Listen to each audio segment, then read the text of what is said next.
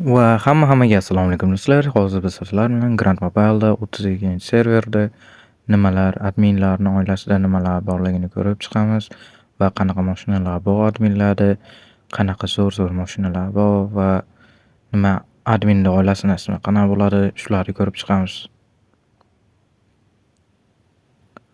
Birinchi ko'rib turganimizdek mana 11 ta mashina bor. Va semya nomi hamma proyektda Nemis Castle Energy bo'ladi. Endi mashinalarga o'tsak, birinchi bo'lib ko'zimizga BMW i8 tushyapti va mana ko'rib turganingizdek neonlari bilan va zo'r qilich mashina.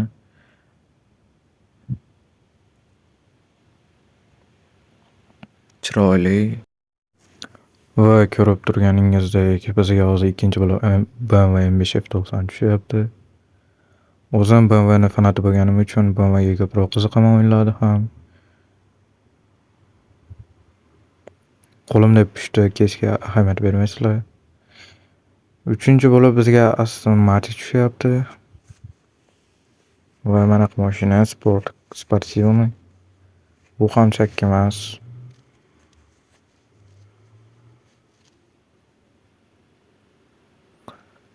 Va to'rtinchi bo'lib bizga Tesla Cybertruck. Sizlar qaysilarni yaxshi ko'rasizlar?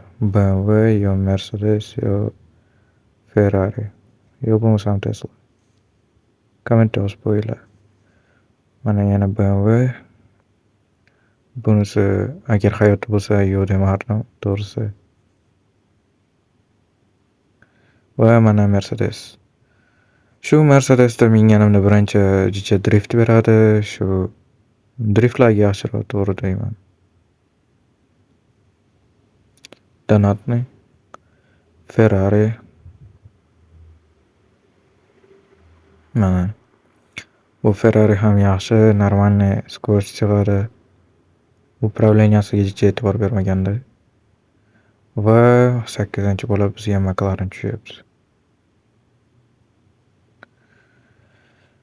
Mana ko'rib turganinglardek qora. Vashe chotki mashina.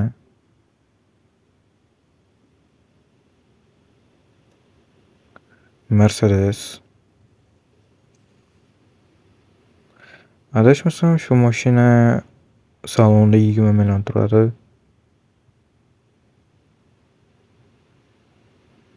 Mana ko'rib turganinglardek.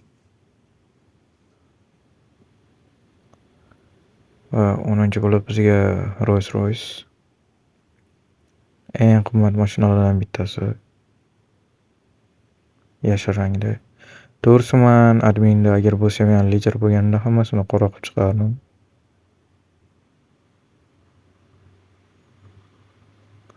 Va Ferrari.